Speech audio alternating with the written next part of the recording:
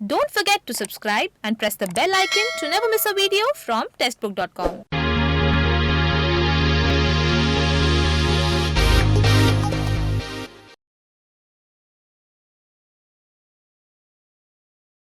Hello officers, आज के इस सेशन में हम डिस्कस करने वाले हैं पजल्स के बारे में, जो कि रीजनिंग का एक बेहद इंपॉर्टेंट टॉपिक है।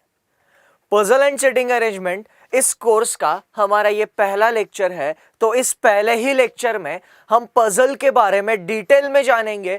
पजल का हर एक एस्पेक्ट जो हमें पजल सॉल्व करने के लिए ज़रूरी है, उसको हम समझने वाले हैं। ठीक है, अब देखो, कोई भी टॉपिक अगर हमें सीखना है तो मेरा ये मानना होता है कि उस टॉपिक को एकदम बेसिक से पकड़ो, उसकी जड़ से शुरुआत करो। ठीक है, हालांकि पजल एंड सेटिंग अरेंजमेंट ये कोर्स हमारा जो है वो मेंस की पजल को टारगेट करते हुए है, पर इस सेशन में हम पजल का एक बेसिक अप्रोच, जिस अप्रोच की मदद से हम किसी भी लेवल की पजल को सॉल्व कर सकते हैं, वो हम डिस्कस करने वाले हैं। ठीक है, क्योंकि पजल का एक बार बेसिक हमने समझ लिया कि एग्जैक्टली पजल क्या है, उसमें क्या दिया रहता है और उसमें हमें क्या और कैसे करना है, ये सारी चीजें अगर हमारे अच्छे से समझ में आ गई तो हमें किसी भी लेवल की किसी भी एग्जामिनेशन की पजल परेशान नहीं करेगी। ठीक है, बस इतना आपको समझ लेना है और पजल का प्रिपरेशन करना है। ठीक है, अब देखो, पजल्स इस वर्ड का ही मतलब अगर हम समझते हैं तो हमें थोड़ा बहुत पिक्चर क्लियर हो जाएगा। इंग्लिश में एक फ्रेज आती है to puzzle someone. To puzzle someone का मतलब क्या होता है? To confuse someone.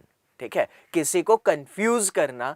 तो यहां पे सीधा सीधा इसके नाम से ही समझ में आ रहा है कि दी हुई इंफॉर्मेशन जो रहेगी वो कंफ्यूजिंग फॉर्मेट में रहेगी, और हमारा काम क्या रहेगा? उस कंफ्यूजिंग फॉर्मेट में जो इंफॉर्मेशन दी गई है उस इंफॉर्मेशन को सीधा सीधा सॉर्ट आउट करके लिखना हमारा काम रहेगा।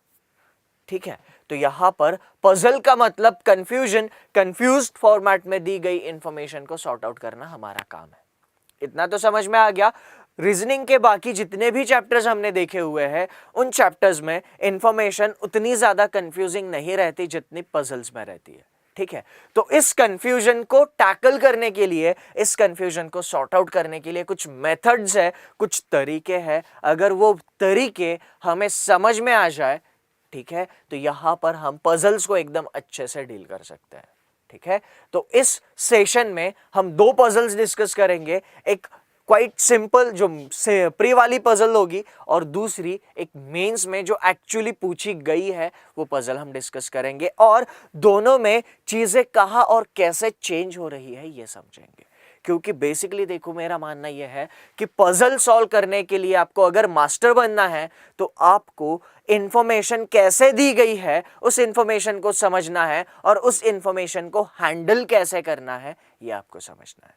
ठीक है, तो अगर हम एग्जाम पॉइंट ऑफ व्यू से सोचते हैं तो पजल को ब्रॉडली हम दो कैटेगरीज में क्लासिफाई कर सकते हैं। ठीक है, पजल्स को हम ब्रॉडली दो कैटेगरीज में क्लासिफाई कर सकते हैं exam point of view. Okay, puzzle की पहली कैटेगरी कौन सी है? अरेंजमेंट। ओके, और पजल की दूसरी कैटेगरी है मिसलेनियस पजल्स। ठीक है, एक अरेंजमेंट है या फिर मिसलेनियस पजल है। आई एम श्योर इस वीडियो ने पजल सॉल्व करने की पूरी प्रोसीजर समझने में आपकी काफी हेल्प की होगी, और हर एक बैंकिंग एस्पिरेंट पजल और सेटिंग अरेंजमेंट इस टॉपिक का इंपॉर्टेंस तो जानता ही है। ये एक वीडियो था कोर्स ऑफ द मंथ में, जो पजल एंड सेटिंग अरेंजमेंट का कोर्स हमने सिलेक्ट किया है उसका। एग्जाम के बदलते हुए पैटर्न को ध्यान में रखते हुए इस कोर्स को हमने बड़ी बारीकी से डिजाइन किया हुआ है, ताकि लेटेस्ट पैटर्न पे पूछे जाने वाले सारे पजल सॉल्व करने में आपको आसानी हो। ये कोर्स आपके सारे कंसेप्ट्स क्लियर करने में काम आएगा ही आएगा, उसी के साथ स्पीड और एक्यूरेसी बढ़ाने में भी काम आएगा। और यही तो चीजें चाहिए होती है कोई भी एग्जाम क्लियर करने के लिए, चाहे वो प्रीलिम्स हो चाहे मेंस हो। तो ये तो रही बस एक टॉपिक की बात, पर जरा सोचो, ऐसे ही आपको बाकी सारे टॉपिक्स पे कोर्सेज मिल जाए तो coding decoding, score booster, seating arrangement, concept builder, advance syllogism, score booster और ऐसे ही 100 से भी ज्यादा कोर्सेज सब मिलेंगे आपको एक ही टेक्स्ट बुक पास के अंदर, जो आपको हर एक एग्जामिनेशन के लिए पूरी तरीके से तैयार करेगा। सिर्फ इतना ही नहीं, 1000 से भी ज्यादा practice sets, quizzes, study notes, test and discussions और 5500 से भी ज्यादा मॉक टेस्ट सीरीज, ये सारी चीजें आपको मिलेगी टेक्स्ट बुक पास के अंदर। In short, text book pass is one-stop solution for cracking any exam. So, get your textbook pass from the direct link in the description below. चलिए आप और हम मिलके आपका सरकारी ऑफिसर बनने का सपना पूरा करते हैं। ओके, तो यहां पर जरा देखना, अरेंजमेंट में भी हम कुछ और कैटेगरीज बना सकते हैं। अरेंजमेंट में क्या क्या कैटेगरीज बना सकते हैं? अरेंजमेंट में सबसे पहली अगर कैटेगरी हम देखने जाए तो रो बेस्ड अरेंजमेंट हम बना सकते हैं। ठीक है, अरेंजमेंट में कौन सी कैटेगरी हम बना सकते हैं?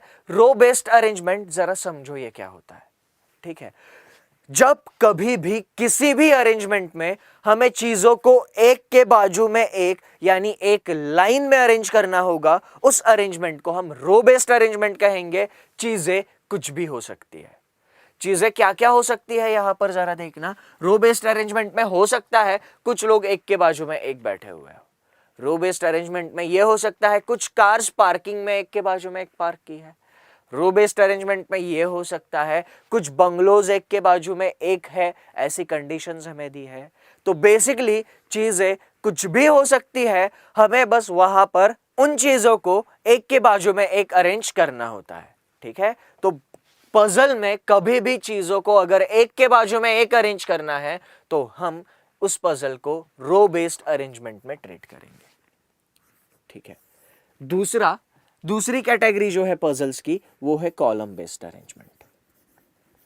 ठीक है, कॉलम से क्या समझ में आता है कि वर्टिकल कुछ ना कुछ होगा, है ना। रो जैसे हॉरिजॉन्टल होती है, कॉलम वर्टिकल होता है। तो बेसिकली पजल में जब कभी भी हमें अरेंजमेंट एक के ऊपर एक करनी है, हम उस पजल को कौन सी कैटेगरी में ट्रीट करेंगे? कॉलम बेस्ड अरेंजमेंट में ट्रीट करेंगे। ठीक है, अब कॉलम बेस्ड अरेंजमेंट में यूजुअली चीजें कैसे दी जाती है? कुछ लोग हैं जो किसी फ्लोर बिल्डिंग पे रहते हैं। ठीक है, मान लो 8 लोग 8 फ्लोर की बिल्डिंग पे रहते हैं, यानी यहां पर हमें 8 लोगों को 8 फ्लोर की बिल्डिंग में अरेंज करना है। एक के ऊपर एक अरेंजमेंट है, कौन सी कैटेगरी होगी? Column based arrangement. सिमिलरली मान लो हमें दिया है कि कुछ बॉक्सेस एक के ऊपर एक रखे गए हैं, तो मैंने देखा है अक्सर ये कि ज्यादातर एस्पिरेंट जिसको बॉक्स बेस्ड पजल कहते हैं। ठीक है, पर वो बॉक्स बेस्ड पजल नहीं होती है। ठीक है, उस पजल को हम क्या कहते हैं? उस पजल को हम कॉलम बेस्ड अरेंजमेंट ही कहेंगे अगर बॉक्सेस को एक के ऊपर एक अरेंज करना है। अगर उन्हीं बॉक्सेस को एक के बाजू में एक अरेंज करना है तो वो रो बेस्ड अरेंजमेंट हो जाएगी। ठीक है, पजल को कभी भी वेरिएबल के नाम से नहीं जाना जाता है, क्योंकि पढ़ने के लिए डेटा जितना कंसाइज रखेंगे उतना हमारे लिए कम सरदर्द देने वाला होगा। ठीक है ना, क्योंकि अगर वेरिएबल के नाम से हम पजल का क्लासिफिकेशन करने लगेंगे, हमारे पास n नंबर ऑफ पजल के टाइप हो जाएंगे जो हमारी प्रिपरेशन स्ट्रैटेजी के लिए फिजिबल नहीं रहेगा। ठीक है, तो यहां पर column based arrangement second category हो गई। तीसरी कैटेगरी है geometrical figure based arrangement. Geometrical figure based arrangement. Okay, अब ज्योमेट्रिकल फिगर बेस्ड अरेंजमेंट में क्या क्या आ सकता है यहां पे देखते हैं। तो ज्योमेट्रिकल फिगर बेस्ड में हमें सर्कुलर टेबल दिया जा सकता है, हमें ट्रायंगुलर टेबल दिया जा सकता है, हमें स्क्वायर टेबल दिया जा सकता है, या फिर हमें रेक्टेंगुलर टेबल दिया जा सकता है, या फिर हमें किसी भी ज्योमेट्रिकल शेप का पेंटागोनल, हेक्सागोनल, ऑक्टागोनल किसी भी ज्योमेट्रिकल शेप का यहाँ पे टेबल दिया जा सकता है। और इन टेबल्स के अराउंड लोगों को बिठाया जाएगा। उनका फेस डिपेंड करता है, अंदर रहेगा बाहर रहेगा, सबका अंदर सबका बाहर, कुछ लोगों का अंदर कुछ लोगों का बाहर, n नंबर ऑफ पॉसिबिलिटीज यहाँ पर बनती है। ठीक है। अब अक्सर एग्जामिनेशंस में ये भी देखा है, जो मेंस एग्जामिनेशंस होते हैं वहां पर इनके कॉम्बिनेशंस भी एक ही पजल में पूछे हैं। जैसे कि 2019 SBI PO मेंस में हमें एक पजल पूछी थी जिसमें सर्कल, पेंटागन और ट्रायंगल, ये 3 फिगर्स में अरेंजमेंट एक ही पजल में करने थे। ठीक है, तो इंडिविजुअल या फिर इनका कॉम्बिनेशन हमें मेंस में पूछा जा सकता है। ठीक है, प्रीलिम्स और मेंस की पजल का लेवल एग्जैक्टली कहां और कैसे वारी होगा, सारी चीजें इन डिटेल हम इस सेशन में डिस्कस करने वाले हैं। पजल का बेसिक हम यहां पे डिस्कस कर रहे हैं।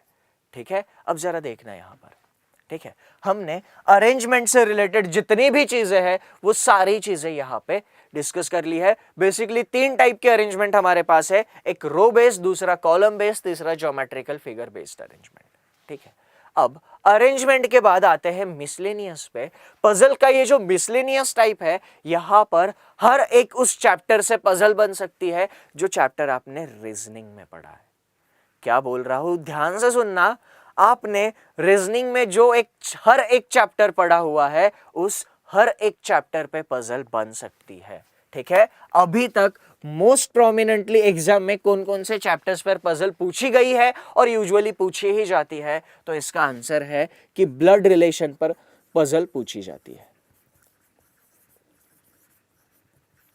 इसके बाद जो दूसरा मिसलेनियस का टाइप है वो है direction and distance. Direction and distance पर भी पजल पूछी जाती है। ओके, डायरेक्शन एंड डिस्टेंस पर भी पजल पूछी जाती है, एग्जाम में पूछी गई है। ओके, उसके बाद हमारे पास मिसलेनियस की तीसरी कैटेगरी है शेड्यूलिंग। ठीक है, तो शेड्यूल से क्या समझ में आता है आपको? शेड्यूल का मतलब होता है टाइम टेबल। तो पजल में जब कभी भी चीजों को टाइम के हिसाब से अरेंज करना होगा, हम वहां पर उस पजल को शेड्यूलिंग के कैटेगरी में ट्रीट करते हैं। ठीक है, पजल को जब भी हमें टाइम के हिसाब से, मान लो आपको जो टाइम अरेंज करना है वो टाइम आपको दिया है डेज के फॉर्मेट में। ठीक है, तो डेज के फॉर्मेट में दिया हुआ टाइम आपको क्या करना है, सॉर्ट आउट करना है। तो वो पजल आपकी कौन सी कैटेगरी में जाएगी? शेड्यूलिंग की कैटेगरी में। तो शेड्यूलिंग के पजल्स जो पूछे जाते हैं उनमें भी कुछ फिक्स फॉर्मेट है, जो फॉर्मेट में पजल्स अब तक पूछे गए हैं। ठीक है, तो बेसिकली हमें इतना ही ध्यान रखना है अभी कि शेड्यूलिंग मतलब टाइम के हिसाब से चीजों को अरेंज करना। ठीक है, उसके बाद एक चौथी कैटेगरी है हमारे पास ऑर्डर एंड रैंकिंग। तो ऑर्डर एंड रैंकिंग पर भी पजल बन सकते हैं। ठीक है, ऑर्डर एंड रैंकिंग पर भी पजल बन सकते हैं। ऑर्डर एंड रैंकिंग का मतलब समझ लेते हैं क्या है। ठीक है, ऑर्डर की अगर हम बात करते हैं तो बेसिकली 2 ही ऑर्डर्स हमारे पास है। एक होता है असेंडिंग ऑर्डर, दूसरा होता है डिसेंडिंग ऑर्डर। यानी पजल में कभी भी अगर हमें वैल्यूज का कंपैरिजन करना होगा, उनको असेंडिंग या डिसेंडिंग ऑर्डर में अरेंज करना होगा, तो उस पजल को हम ऑर्डर एंड रैंकिंग की कैटेगरी से ट्रीट करेंगे। ठीक है, ऑर्डर एंड रैंकिंग के कैटेगरी को पजल करने का तरीका यूजुअली सिमिलर होता है। तो पजल की थीम अगर समझ में आती है तो उस पजल को ट्रीट कैसे करना है यह हमें पता चल जाएगा। ठीक है, तो ऑर्डर के हिसाब से ही रैंक लगेगा, है ना। जैसे मान लो सारी चीजों को हमने डिसेंडिंग ऑर्डर में ऊपर से लेके नीचे तक अरेंज कर दिया। डिसेंडिंग ऑर्डर यानी जिसकी हाईएस्ट वैल्यू है वो सबसे ऊपर आया होगा, है ना, यानी उसका रैंक क्या होगा? उसका रैंक फर्स्ट होगा। ठीक है, जिसकी वैल्यू सबसे कम होगी वो ऊपर से नीचे अरेंजमेंट में सबसे नीचे आ जाएगा और उसका रैंक लोवेस्ट होगा, है ना। तो highest rank, lowest rank, rank का रिलेशन ऑर्डर से किस तरीके से लगता है ये हमने यहां पे देखा हुआ है। और मिसलेनियस में आखिरी कैटेगरी है बैंकिंग स्पेशल। मिसलेनियस में आखिरी कैटेगरी कौन सी है? Banking special. तो क्या है ये कैटेगरी, जरा समझते हैं। जरा सोचो, क्या आप इस कैटेगरी के बारे में जानते हो? ठीक है, तो अभी शायद आप में से कुछ लोग इस कैटेगरी के बारे में इसी नाम से ना जानते हो, पर इससे पहले मेंस एग्जामिनेशन जिन्होंने दिया है उनको बैंकिंग स्पेशल ये कैटेगरी पता चल रही होगी। ठीक है, तो यहां पर बैंकिंग स्पेशल ये कैटेगरी जो है क्या है? एक सिंपल से लैंग्वेज में मैं अगर कहना चाहूंगा तो मैं एक ही लाइन में बैंकिंग स्पेशल कैटेगरी को इस तरीके से डिफाइन करूंगा, आपने जिस टाइप के पजल्स पढ़े ही नहीं है, प्रैक्टिस भी नहीं की है, वो टाइप के पजल अगर एग्जाम में आते हैं तो हम उनको बैंकिंग स्पेशल कैटेगरी में ट्रीट करते हैं। मैंने बिल्कुल सही कहा है, आपने जिस टाइप के पजल्स पढ़े नहीं है, जिन टाइप के पजल की आपने प्रैक्टिस भी नहीं की है, उन टाइप्स के पजल आपको एग्जाम में मिलेंगे और उन पजल्स को हम बैंकिंग स्पेशल कैटेगरी में ट्रीट करने वाले हैं। ठीक है, अब हमने पढ़ा नहीं है, प्रैक्टिस नहीं की है, मतलब ये सिलेबस से बाहर की पजल उठा के दे देते क्या हमें? नहीं। ठीक है, एक देखा जाए ट्रेंड तो आईबीपीएस जितने भी एग्जाम्स कंडक्ट कराता है, ठीक है, चाहे वो बैंकिंग सेक्टर के हो, चाहे वो इंश्योरेंस सेक्टर के हो, ओके, तो वहां पर जितने भी मेंस एग्जामिनेशंस है उनमें हमें एक्सपेरिमेंट्स बहुत ज्यादा देखने को मिलते हैं। हर मेंस एग्जाम में हमें कुछ ना कुछ नई चीज देखने को मिलती है। ठीक है, यूजुअली जिन्होंने बेसिक चीजों को अच्छी तरीके से नहीं समझा है उनके लिए ही वो नई चीज होती है, वरना यहां पर ये जो बैंकिंग स्पेशल कैटेगरी है, ओके, उसमें चीजें नई नहीं होती है। अगर हमने ये पहले के सारे टाइप्स जो है, ठीक है, ये पहले के सारे टाइप्स जो है, कौन से? ये 3 और ये 4 टाइप्स एकदम अच्छे से समझे हैं तो हमें इन पजल्स को डील करने में ज्यादा परेशानी नहीं होती है, क्योंकि बैंकिंग स्पेशल मतलब इन सभी की खिचड़ी बना के कुछ ना कुछ जरा सा अलग जो अब तक नहीं हुआ है ऐसा बनाया जाता है। ठीक है, तो इस कोर्स में हमारा मेन फोकस क्या रहने वाला है? हमारा मेन फोकस रहने वाला है कि बैंकिंग स्पेशल जो मेंस एग्जामिनेशन में मैक्सिमम एस्पिरेंट्स को परेशान करते हैं उससे कैसे डील किया जाए। ठीक है, तो उसको डील करने के लिए ये सारी अभी तक जो राम कथा हमने सुनी है वो सारी की सारी क्लियर होनी चाहिए। ठीक है, अब देखो, आप में से कई सारे लोग पजल के ऊपर प्रैक्टिस कर रहे होंगे। ठीक है, आपने जब पजल की प्रैक्टिस की है आपको समझ में आ गया होगा अगर आपने थोड़ा सा सिस्टमैटिकली, थोड़ा सा केयरफुली चीजों को ऑब्जर्व किया है। ठीक है, पजल को अगर हम ध्यान से समझते हैं तो किसी भी लेवल की पजल होने दो, उसमें इंफॉर्मेशन को हम 3 कैटेगरीज में क्लासिफाई कर सकते हैं। ठीक है, पजल में दी गई इंफॉर्मेशन की कैटेगरी अगर हमें अच्छे से समझ में आ गई तो उस कैटेगरी को कैसे डील करना है बस ये सीखना बाकी रह जाता है, बाकी पजल में आप मास्टर बन जाओगे। ठीक है, तो क्या कहा मैंने कि यहां पर पजल्स में दी हुई इंफॉर्मेशन को 3 कैटेगरीज में हम क्लासिफाई कर सकते हैं। वो 3 कैटेगरीज डिटेल में यहां पे समझनी है। ठीक है, पजल के बेसिक के बारे में डिस्कस कर रहे हैं। मैंने कहा है कि इस कोर्स का हमारा मेन मकसद क्या है? बैंकिंग स्पेशल यानी मेंस एग्जामिनेशन में जो हमें परेशानी होती है उन परेशानियों से डील करना हमारा मेन मकसद है। ठीक है, तो यहां पर देखना थोड़ा सा कि इसको हम कैसे डील कर सकते हैं, और उसको डील करने के लिए यहां पर हमें बेसिक चीजों पे अच्छी कमांड होनी चाहिए। ठीक है, तो मान लो एक थोड़ी सी हाइपोथेटिकल सिचुएशन डिस्कस करते हैं। एक लाइन में 4 लोग नॉर्थ की तरफ फेस करके बैठे हैं, ऐसा हमें दिया है। ठीक है, एक पजल में हमें क्या दिया है? एक लाइन में 4 लोग नॉर्थ की तरफ फेस करके बैठे हैं। जैसे ही ये इंफॉर्मेशन पढ़ते हैं हमें समझ में आता है इस पजल की कैटेगरी कौन सी है। इस पजल की कैटेगरी है रो बेस्ड अरेंजमेंट। तो पजल सॉल्व करने की प्रोसीजर जरा डिटेल में यहां पर हम डिस्कस कर लेते हैं। पजल को किस प्रोसीजर से सॉल्व किया जाता है या फिर करना चाहिए। ठीक है, सबसे पहले तो क्या करना है? हमें पजल को पढ़ना है, और जैसे ही हम पजल को पढ़ते हैं उस पजल की थीम हमें समझ में आनी चाहिए। ठीक है, पजल जैसे ही हमने पढ़ी उस पजल की हमें थीम समझ में आनी चाहिए, क्योंकि जैसे ही थीम समझ में आती है हमें पजल की थीम के हिसाब से बेस चूज करना होता है। ठीक है, ओके, जैसे अभी हम यहां पर एक पजल डिस्कस कर रहे थे जिसमें हमें बताया गया था कि एक लाइन में 4 लोग नॉर्थ की तरफ फेस करके बैठे हैं। हमें इसकी थीम समझ में आ गई, रो बेस्ड अरेंजमेंट है। पजल पढ़ी, थीम समझ में आ गई, तो हमें इस थीम को सुटेबल बेस चूज करना होगा। ठीक है, तो यहां पर सबसे पहले हम बेस चूज करेंगे। ओके, क्या दिया था हमें? 4 लोग नॉर्थ के तरफ फेस करके बैठे हैं। ओके, तो हमने यहां पर 4 लोगों को बिठाने के लिए एक लाइन, एक जगह बना ली, इसको हम बेस कहते हैं। ठीक है, अब बेस मतलब पजल में जो भी कंडीशन आती है उसको रिलेट करने के लिए जो भी हम स्ट्रक्चर बनाते हैं उसको बेस कहते हैं। पजल की कैटेगरी के हिसाब से बेस चेंज होता है और अपना बेस जितना सटीक होगा उतनी ज्यादा हेल्प हमें मिलेगी पजल का सॉल्यूशन सिस्टमैटिक और डिसिप्लिन्ड वे में लाने के लिए। ठीक है, अब देखो, ये हमने यहां तक की प्रोसीजर देख ली। अब बेस बनाने के बाद हमें कंडीशंस पढ़नी होती है और कंडीशंस की कैटेगरी समझनी है। ठीक है, बेस बनने के बाद हमें क्या करना है? कंडीशंस को पढ़ना है और कंडीशंस की कैटेगरी को समझना है।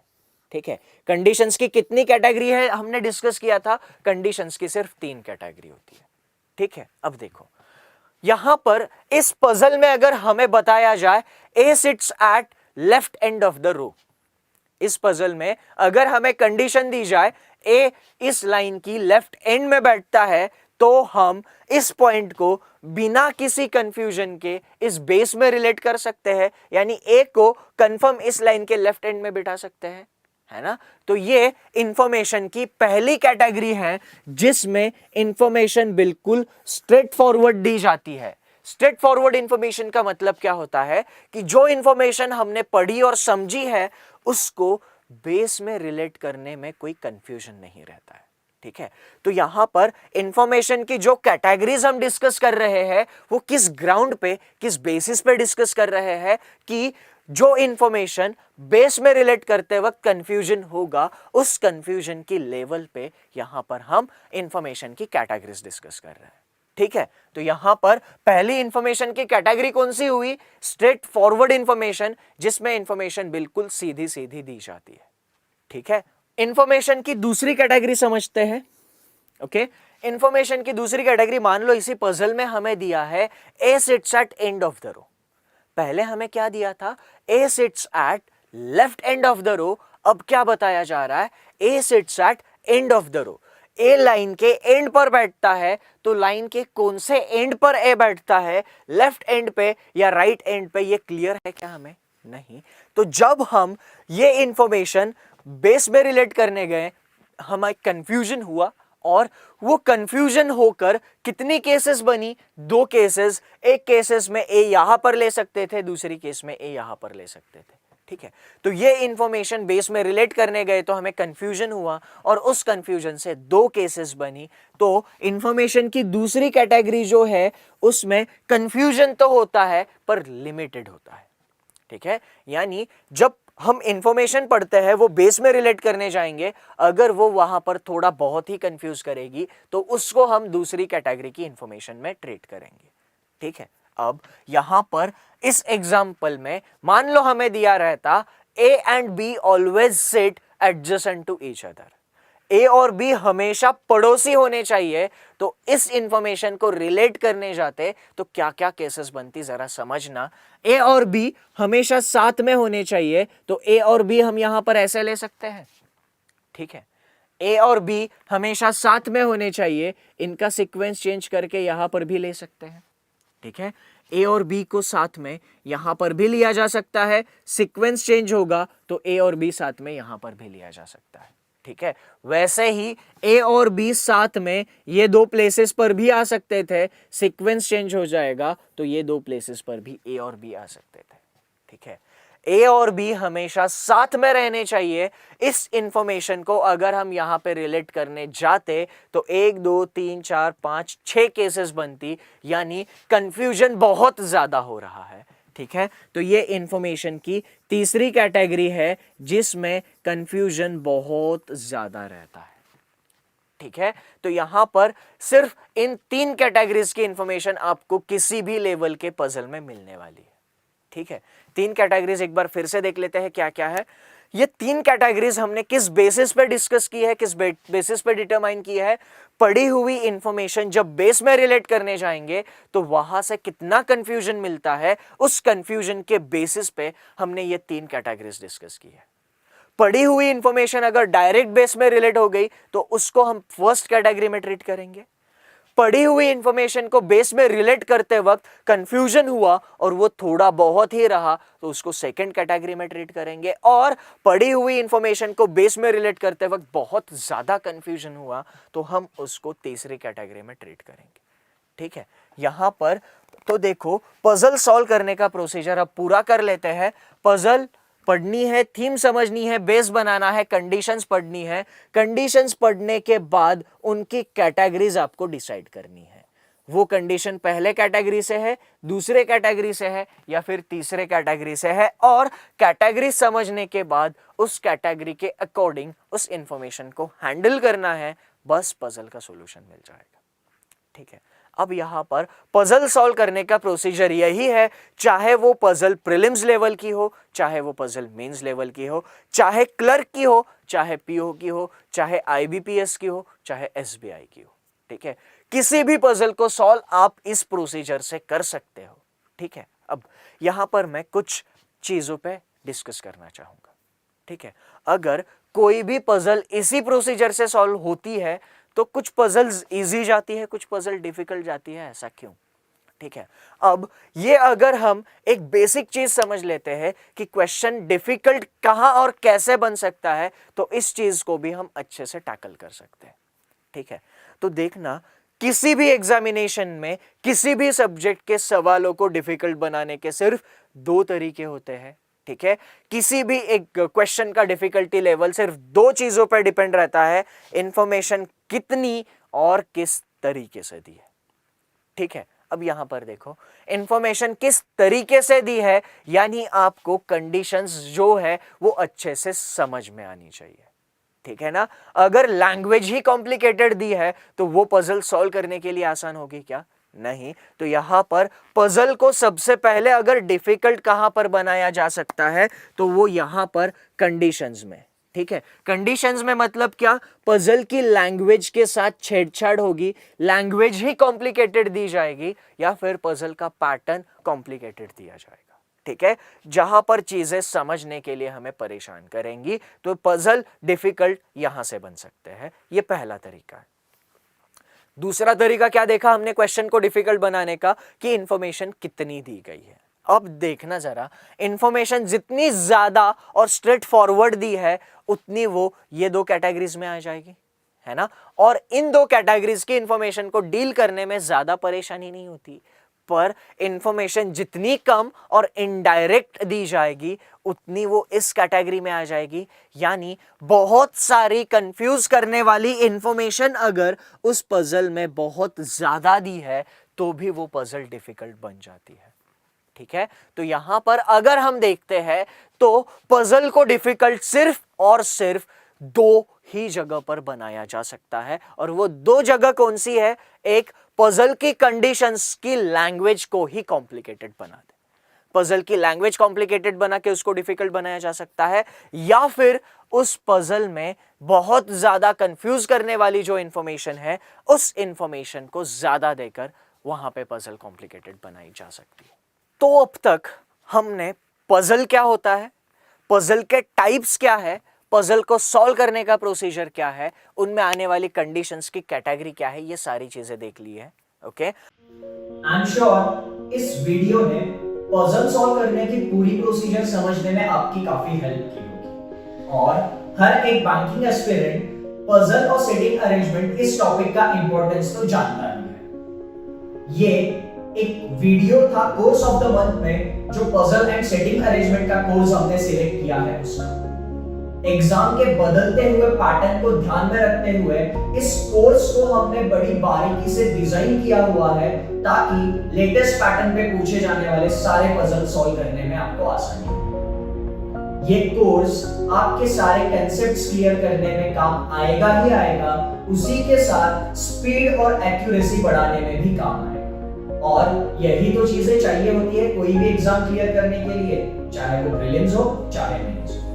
तो ये तो रही बस एक टॉपिक की बात, पर जरा सोचो ऐसे ही आपको बाकी सारे टॉपिक्स पे कोर्सेज मिल जाए तो coding decoding, score booster, seating arrangement, concept builder, advance syllogism, score booster और ऐसे ही 100 से भी ज्यादा कोर्सेज सब मिलेंगे आपको एक ही टेक्स्ट बुक पास के अंदर, जो आपको हर एक एग्जामिनेशन के लिए पूरी तरीके से तैयार करेगा। सिर्फ इतना ही नहीं, 1000 से भी ज्यादा practice sets, quizzes, study notes, test and discussions और 5500 से भी ज्यादा मॉक टेस्ट सीरीज, ये सारी चीजें आपको मिलेगी टेक्स्ट बुक पास के अंदर। In short, text book pass is one stop solution for cracking any exam. So get your text book pass from the direct link in the description below.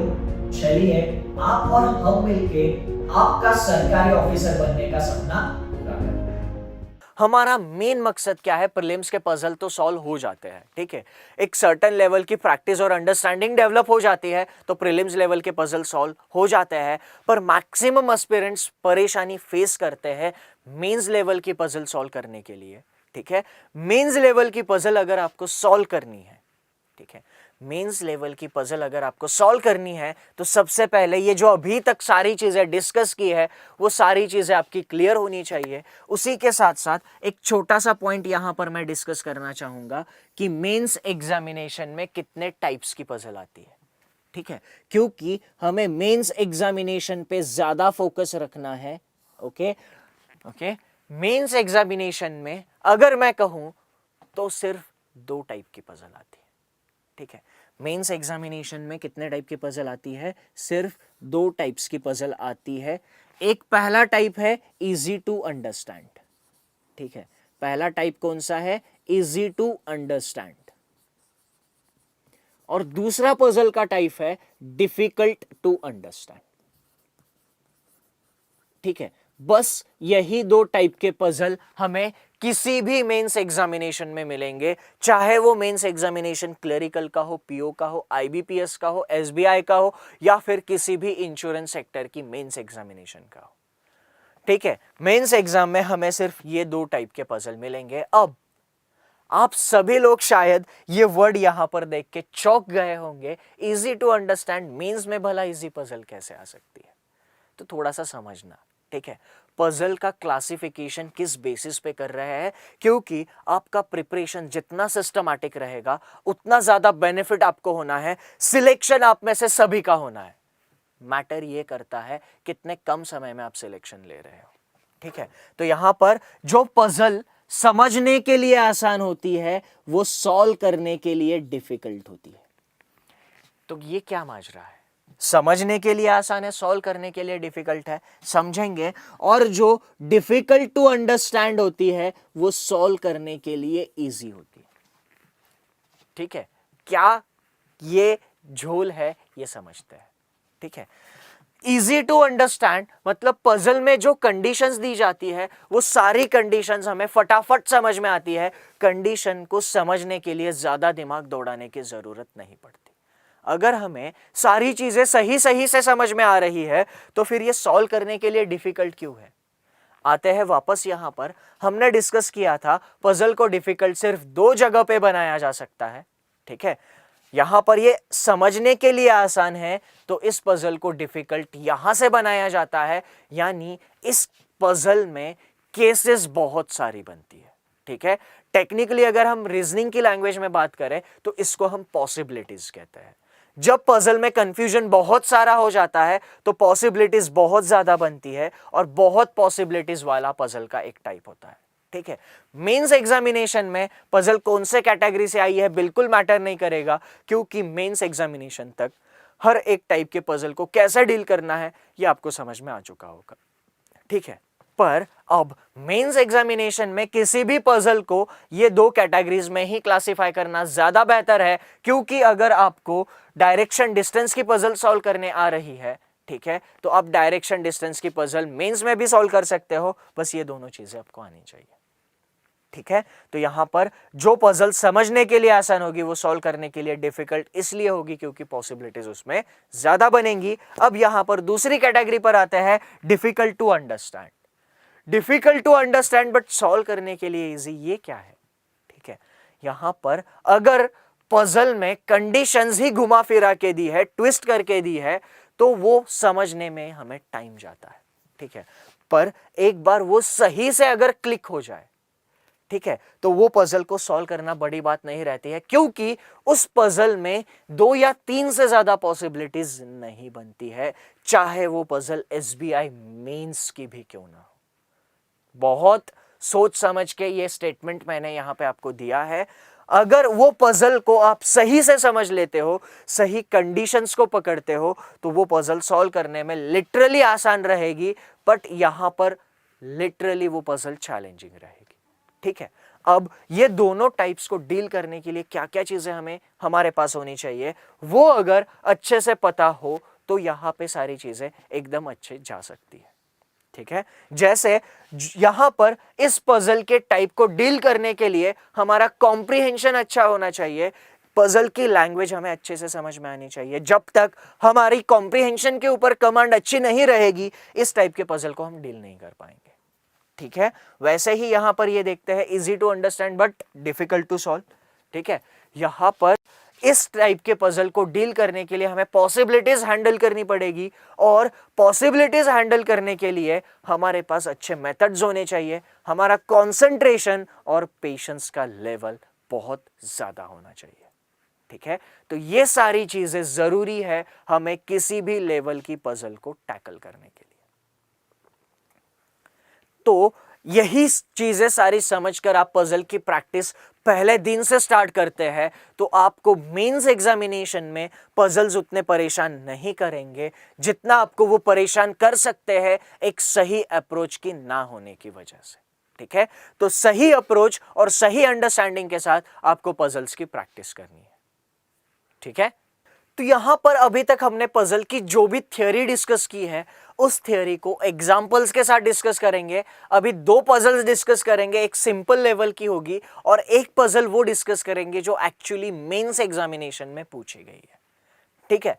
तो यहां पर क्या करते हैं, दोनों पजल मैं आपको स्क्रीन पे दिखा दूंगा। सबसे पहले आप पजल खुद सॉल्व करेंगे और उसके बाद यहां पे जो भी डिस्कशन होगा उसके लिए जाएंगे। पहली पजल आपके स्क्रीन पर है, वीडियो को यही पॉज कीजिए, देखिए इस पजल का सॉल्यूशन क्या मिलता है। चलिए डिस्कस करते हैं इस पजल को। अभी पजल की जो हमने थ्योरी सारी डिस्कस की है उसी के अकॉर्डिंग इस पजल को सॉल्व करेंगे। बहुत सारे लोगों ने इस पजल को कम समय में सॉल्व कर दिया होगा, पजल सिंपल थी, ठीक है। बट अप्रोच क्लियर होने के लिए ये जरूरी है, क्योंकि जो सारी चीजें आप इस पजल में अप्लाई कर रहे हो उन्हीं चीजों से कॉम्प्लिकेटेड लेवल की पजल का सॉल्यूशन आता है। बस आपको 2 चीजों में माहिर होना पड़ेगा, एक कॉम्प्रिहेंशन में, दूसरा पॉसिबिलिटीज हैंडल करने में। ये 2 चीजें आपने सीख ली, आप हर लेवल की पजल सॉल्व कर सकते हो अगर आपको सारी प्रोसीजर क्लियर है, ठीक है। तो पजल पढ़ के थीम समझते हैं, उसके अकॉर्डिंग बेस चूज कर लेते हैं। हमें दिया था 8 persons are sitting around circular table facing towards the centre, ठीक है। तो यहां पर पजल की थीम क्या है, ज्योमेट्रिकल फिगर बेस्ड अरेंजमेंट, और उसमें फिगर कौन सी ली है, सर्कल। तो हमें बेस भी कैसा चूज करना पड़ेगा, हमें बेस भी यहां पर सर्कुलर ही चूज करना पड़ेगा। तो हम क्या करेंगे, एक सर्कुलर बेस चूज करेंगे जिसमें 8 लोगों को बिठाएंगे, ठीक है। अब यहां पर सर्कुलर टेबल पर 8 लोग बैठे हैं, तो हर एक पोजीशन का आपको लेफ्ट एंड राइट क्लियर होना चाहिए। सब लोग अंदर की तरफ देख रहे हैं। अब सबका लेफ्ट और राइट क्लियर होने के लिए आप खुद को इमेजिन करो, आप उस पर्टिकुलर पोजीशन पे उस पर्टिकुलर डायरेक्शन में फेस करके बैठे हो, आपको लेफ्ट राइट समझने में आसानी होगी। यहां पर आप अंदर की तरफ फेस करके बैठे हो तो आपका राइट यहां पर और लेफ्ट यहां पर आ जाएगा। आपको इस पोजीशन का लेफ्ट राइट अगर चाहिए तो खुद को इमेजिन करो, इस पोजीशन पे अंदर की तरफ फेस करके बैठे हो, आपकी लेफ्ट ये हो जाएगी, राइट साइड ये हो जाएगी। अगर आप यहां पर बैठे हो अंदर की तरफ फेस करके, खुद को इमेजिन करो, आपकी राइट साइड ये हो जाएगी, लेफ्ट साइड ये हो जाएगी। और अगर आप यहां पर बैठे हो अंदर की तरफ फेस करके, खुद को इमेजिन करो, यहां पर जब अंदर की तरफ फेस करके बैठे होंगे आपका फेस नीचे होगा, और इस केस में आपकी राइट साइड ये हो जाएगी और लेफ्ट साइड ये हो जाएगी, है ना। यानी किसी भी अरेंजमेंट में आपको लेफ्ट राइट अगर समझने के लिए आसान बनाना है तो खुद को वहां पे इमेजिन करो, ठीक है। चलो अब यहां पर बेस की अंडरस्टैंडिंग तो हमें आ चुकी है। अब इसके बाद प्रोसीजर क्या है, बेस बनने के बाद प्रोसीजर क्या फॉलो करनी है हमें, यहां पर हमें क्या करना है कि पजल में दी हुई कंडीशंस पढ़ना है, समझना है और उसकी कैटेगरी को समझते हुए कैटेगरी के अकॉर्डिंग हैंडल करना है। जैसे पहला पॉइंट क्या दिया था, H sits third to the right of E, तो इस केस में E के तीसरे राइट में H को हम कहां पर भी ले सकते हैं, सर्कुलर पजल में ये मैटर नहीं करता। तो E मान लो मैंने यहां पर लिया और उसके पहले दूसरे तीसरे राइट में कौन होना चाहिए था, H को हम यहां पे ले लेंगे। E यहां पर, E का पहला दूसरा तीसरा राइट, H यहां पर आ जाएगा। उसके बाद हमें क्या दिया था, उसके बाद हमें दिया था E and G are the immediate neighbours. ठीक है, पॉइंट क्या दिया है, E और G दोनों भी पड़ोसी होने चाहिए थे। अब E के कौन से बाजू में G को लेना है ये समझ में आ रहा है क्या हमें, नहीं। E के लेफ्ट साइड में G को ले या E के राइट साइड में G को ले, समझ में नहीं आ रहा है। तो पहली कंडीशन पहले कैटेगरी से थी, डायरेक्ट रिलेट हो सकती थी, हमने किया। ये कंडीशन सेकंड कैटेगरी से है, रिलेट करने जा रहे हैं तो कंफ्यूजन हो रहा है, लेफ्ट में लेना है या राइट में लेना है। ठीक है, तो ये समझ में नहीं आ रहा है। तो जब कभी भी पजल में लिमिटेड कंफ्यूजन होगा, हमें अलग अलग केसेस बना के लिमिटेड कंफ्यूजन को सॉर्ट आउट करना है। यानी पहले कैटेगरी की इंफॉर्मेशन को कैसे सॉर्ट आउट करना है देख लिया, दूसरी कैटेगरी की इंफॉर्मेशन को कैसे सॉर्ट आउट करना है ये भी देख लिया। लिमिटेड कंफ्यूजन वाली इंफॉर्मेशन को हमेशा केसेस बना के सॉर्ट आउट करेंगे। ठीक है, चलो अब यहां पर देखना, यहां पर दूसरी केस बनाएंगे हम और उस दूसरी केस में E और H जहां पर है वहां पर एज इट इज रखेंगे। अब हमें यहां पे G को रिलेट करना था, पॉइंट दिया था G और E पड़ोसी होने चाहिए थे। एक केस में E के लेफ्ट में G को कंसीडर करते हैं, दूसरी केस में E के राइट में G को कंसीडर करते हैं। ठीक है, तो यहां पर ये पॉइंट तो रिलेट हो गया। उसके बाद हमें दिया था B and E sit opposite to each other. अब हमारे पास दो केसेस बन गई है, इसके आगे जो भी इंफॉर्मेशन मिलेगी हमें दोनों भी केसेस में रिलेट करनी होगी। ठीक है, पॉइंट क्या दिया है हमें, B and E sit opposite to each other. B और E दोनों एक दूसरे के अपोजिट होने चाहिए। E यहां पर, उसके सामने B यहां पे होना चाहिए, E यहां पर, उसके सामने B यहां पर होना चाहिए। B को हमने दोनों भी केसेस में रिलेट कर दिया है। आगे पढ़ेंगे, आगे हमें दिया था C sit second to the left of G।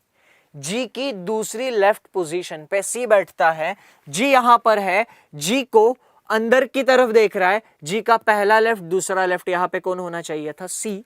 G अंदर की तरफ देख रहा है, G का पहला लेफ्ट दूसरा लेफ्ट कौन होना चाहिए था, C। ये भी इंफॉर्मेशन हमने दोनों केसेस में रिलेट कर दी है। आगे हमें दिया था D sits opposite to F। D F के अपोजिट बैठता है।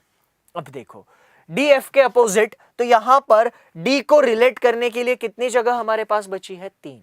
पजल में जब कभी भी कोई भी इंफॉर्मेशन आप बेस में रिलेट करने जा रहे होंगे, आपको जितनी भी प्लेसेस अवेलेबल है उन सारी प्लेसेस पे वो कंडीशन चेक करनी है।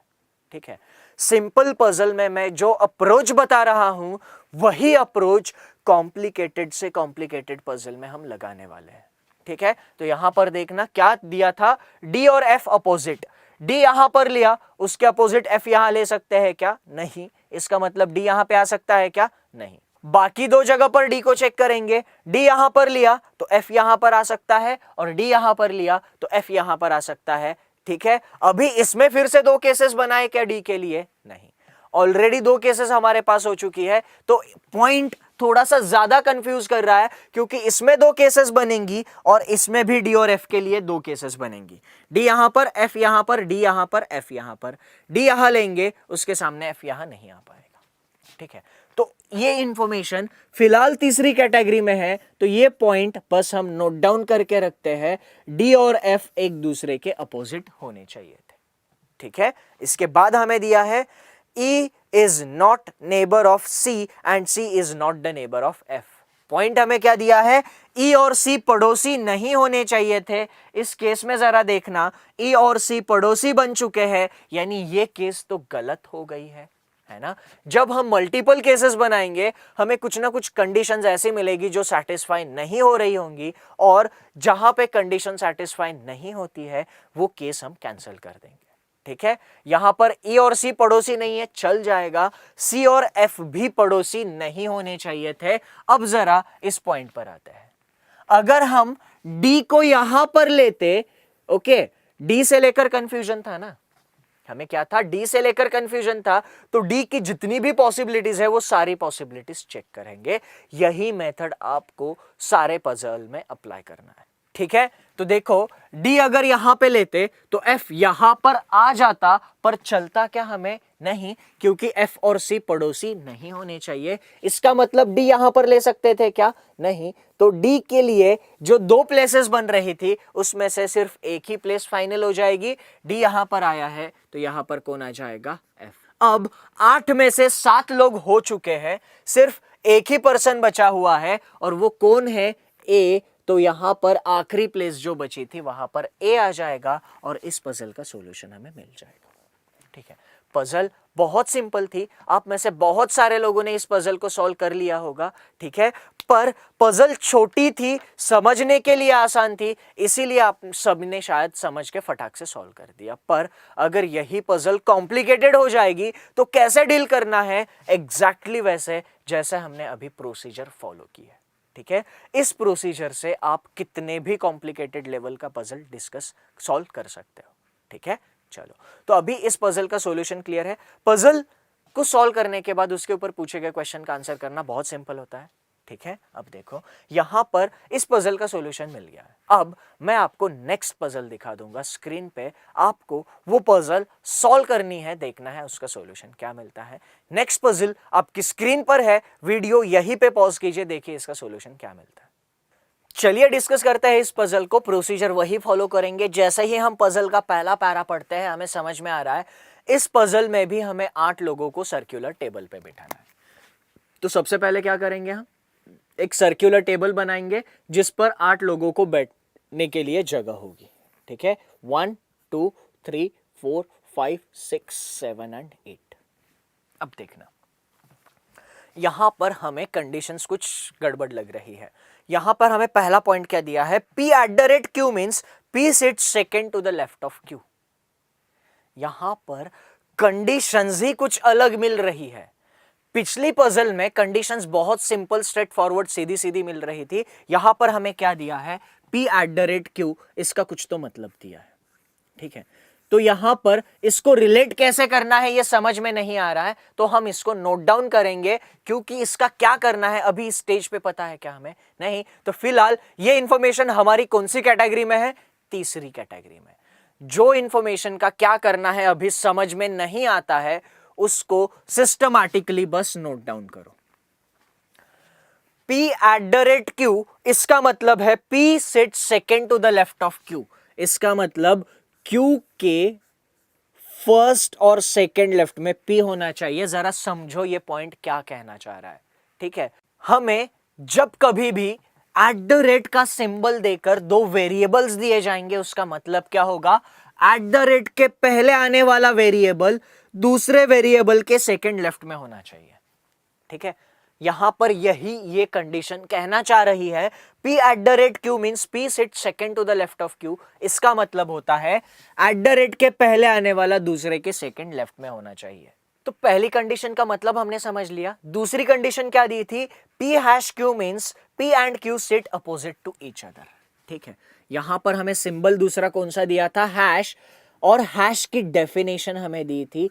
P#Q का मतलब क्या है, P और Q एक दूसरे के अपोजिट बैठते हैं। इसका मतलब हैश के साथ जो भी दो लोग आएंगे वो एक दूसरे के आमने सामने होने चाहिए। आप थोड़ा सा नोटिस करो, ये P sit second to the left of Q, okay, P and Q sit opposite to each other. ये सारी इंफॉर्मेशन हमें पिछली पजल में स्ट्रेट फॉरवर्ड वे में सीधी सीधी दे दी गई थी, है ना। इस पजल में क्या हुआ, इंफॉर्मेशन को रिप्रेजेंट करने का तरीका बदला, ठीक है। तो इंफॉर्मेशन की कॉम्प्रिहेंशन अगर अच्छी है और हमारे पास अच्छे मेथड्स है, हम आसानी से पजल को टैकल कर सकते हैं, ठीक है। आगे तीसरा पॉइंट देखते हैं क्या दिया है। तीसरे पॉइंट में हमें दिया था $Q means P is an immediate neighbour of Q, ठीक है। डॉलर के साथ अगर कोई दो लोग दिए जाएंगे तो उसका मतलब होगा कि वो दोनों लोग पड़ोसी होने चाहिए, ठीक है। उसके बाद चौथा पॉइंट हमें दिया है P percentage Q means P sits third to the left of Q। ठीक है, तो यहां पर P परसेंटेज Q, इसका मतलब क्या दिया है, P sits third to the left of Q। Q का पहला, दूसरा, तीसरा लेफ्ट P। परसेंटेज का मतलब यहां पर डिफाइन कर दिया है, तो यहां से इस डेफिनेशन का मीनिंग क्लियर होना चाहिए। परसेंटेज के पहले आने वाला पर्सन दूसरे पर्सन के तीसरे लेफ्ट में होना चाहिए। जब ये यहां पे डिफाइन कर रहे हैं P परसेंटेज Q, इसका मतलब पहले वाला पर्सन दूसरे के तीसरे लेफ्ट में होना चाहिए। ठीक है, चलो अब नेक्स्ट पॉइंट पे चलते हैं। इसमें नेक्स्ट पॉइंट हमें दिया था P ampersand Q means P sits third to the right of Q। P ampersand Q, इसका मतलब क्या है, P sits third to the right of Q। इसका मतलब दूसरे वेरिएबल के तीसरे राइट में पहला वेरिएबल होना चाहिए, ये मतलब है एम्परसेंट का। ठीक है, चलो अभी इसमें लास्ट सिक्स्थ पॉइंट हमें दिया था P cap Q means P is not an immediate neighbour of Q। हमें क्या दिया है, P कैप Q, इसका मतलब हमें दिया था P और Q इमीडिएट नेबर्स नहीं है, तो P और Q साथ में नहीं आने चाहिए थे। ठीक है, यहां पे हमें कंडीशन देने का तरीका बदला है। यहां पर कंडीशन जिस फॉर्मेट में दी है उसको बोलते हैं कोडेड फॉर्मेट।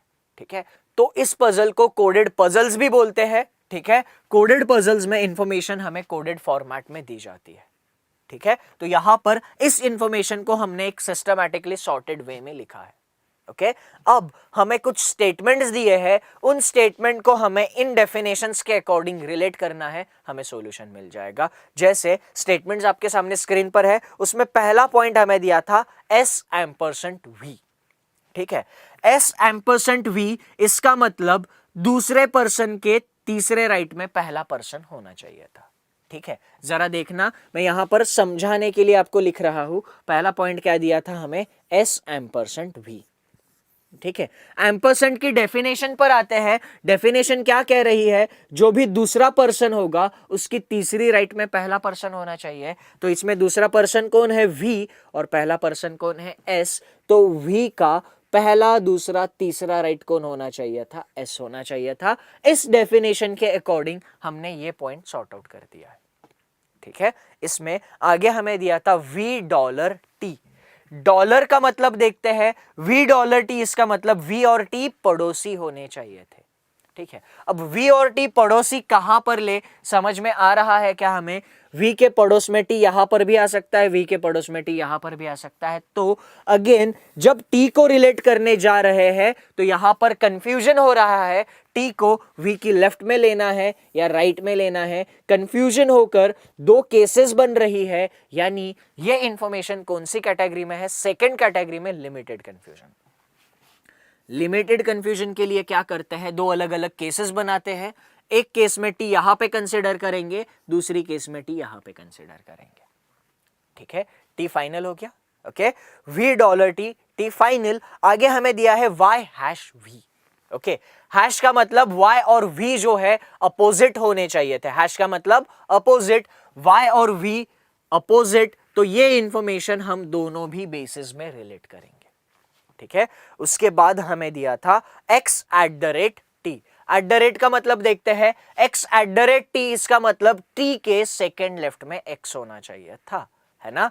पॉइंट दिया था हमें X@T। @ का मतलब यह है दूसरे वेरिएबल के दूसरे लेफ्ट में पहला वेरिएबल होना चाहिए। ठीक है, तो इसमें T का दूसरा लेफ्ट X होना चाहिए था। T यहां पर है, उसका दूसरा लेफ्ट X यहां पर आ जाएगा। T यहां पर है, दूसरा लेफ्ट X यहां पर आना चाहिए। ठीक है, ये इंफॉर्मेशन सॉर्ट आउट हो गई। इसमें आगे हमें दिया था W#U।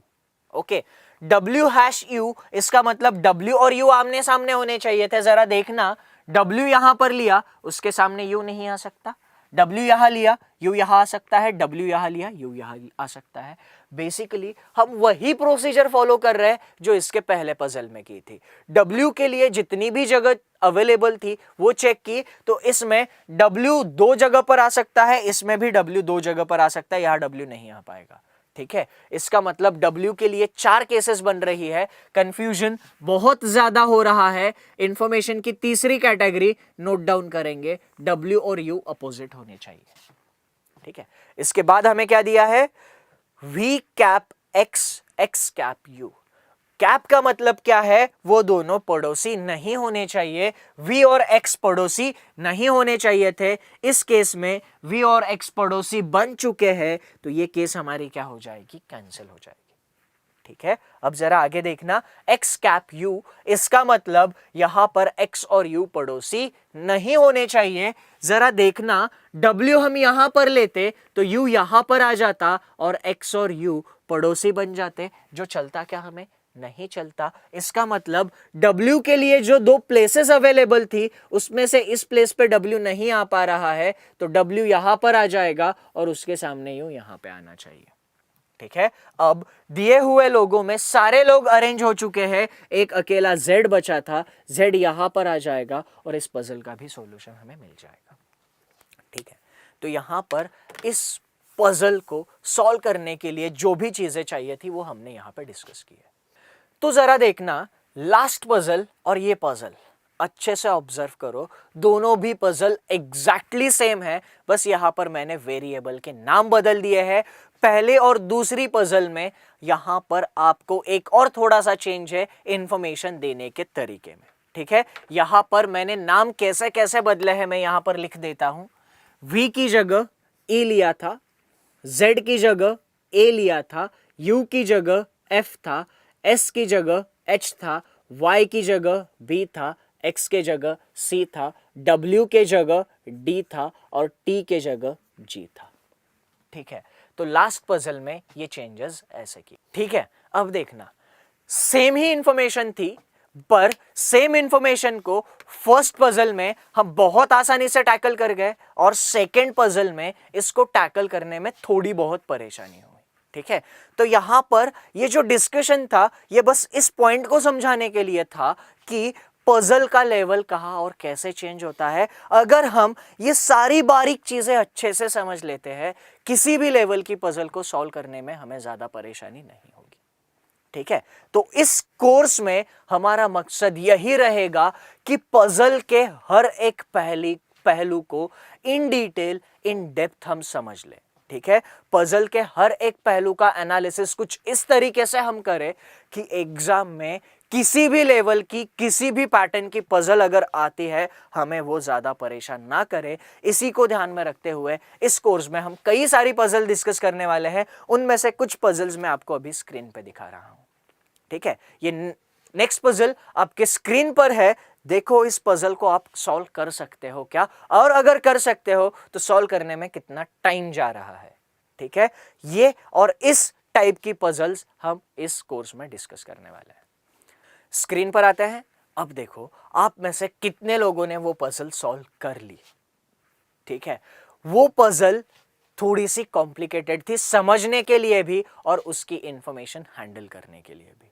ठीक है, तो यहां पर बस इन सारी चीजों को आपको ध्यान में रखना है। जो डिस्कशन हमने अभी किया है एग्जैक्टली उसी मेथड से, उसी प्रोसीजर से ये अभी आपको जो स्क्रीन पे दिखाई थी वो पजल सॉल्व होने वाली है। और ऐसे ही बहुत सारे पजल्स, 30+ पजल्स इस लेवल के हम इस पूरे कोर्स में डिस्कस करने वाले हैं। जरा सोचना, अगर 30+ पजल्स हम इस कोर्स में डिस्कस कर रहे हैं तो हमें क्या मेंस के पजल्स परेशान कर सकते हैं इसके बाद, अगर सही अप्रोच से ये सारी चीजें हम फॉलो करते हैं तो। ठीक है, तो आई होप यहां पे मैंने जो पॉइंट आपको कन्वे करने की कोशिश की थी वो आप लोगों को समझ में आ चुका है। अगर आप मेंस की पजल की प्रिपरेशन अच्छे से करना चाहते हो तो मैं ये कोर्स आप सभी को जरूर रेकमेंड करूंगा। आपकी मेंस की प्रिपरेशन में ये कोर्स आपको बहुत ज्यादा मदद करने वाला है, क्योंकि मेंस एग्जामिनेशन में जितने भी टाइप के पजल्स अब तक आए हैं और जितने अभी तक नहीं आए हैं पर आ सकते हैं, यानी एग्जाम का इवोल्यूशन समझते हुए कुछ पजल्स मैंने खुद ने बनाए हैं।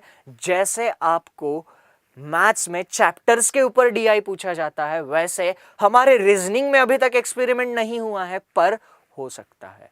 तो रीजनिंग के जो चैप्टर्स जिनके ऊपर अब तक पजल्स एग्जाम में पूछे नहीं गए हैं उन चैप्टर्स पे भी पजल्स हम इस कोर्स में डिस्कस करने वाले हैं, जो पजल्स मैंने खुद ने बनाए। ठीक है, तो आपके पजल के बेहतर प्रिपरेशन के लिए इस कोर्स को आप आज ही ज्वाइन कर सकते हो। ठीक है, तो इस सेशन में हम यहीं पे रुकेंगे। Thank you and have a great time.